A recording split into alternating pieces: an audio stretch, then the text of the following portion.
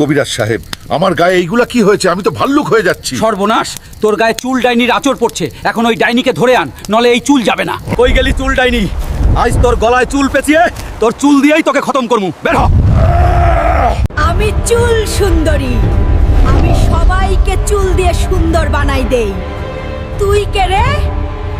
আমার জাদুর চুলগুলোর জন্য তোকে খুব সুন্দর লাগতেছে রে মোটু। ফালতু কথা বাদ দে, এই আপদ ছড়ানোর উপায় বল, না হলে তোকে জ্যান্ত কবর দিমু। তাড়াতাড়ি এই বালগুলার হাত থেকে মুক্তির উপায় বল।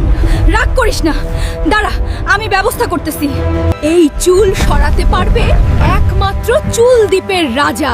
তাই এই হাঁসের পিঠে চড়ে চুল দ্বীপে যা। চুল রাজা হইল এই সব যন্ত্রণার মূল, তাই আজকে আমি চুল রাজার রাজ্যই দখল কইরা নিমু। এই চুল রাজা, আমি আইসা গেছি তোর রাজ্য দখল করে ঔষধ নিয়ে যেতে। তুই সৈন্য রেডি কর, সর এখান থেকে। এটাকে ছাড় আমাকে। বন্ধুরা, দয়া করে চ্যানেলটা সাবস্ক্রাইব করুন আর কমেন্টে পার্ট 2 লেখেন, না হলে আমি মনে হয় এখানেই শেষ হয়ে যাব।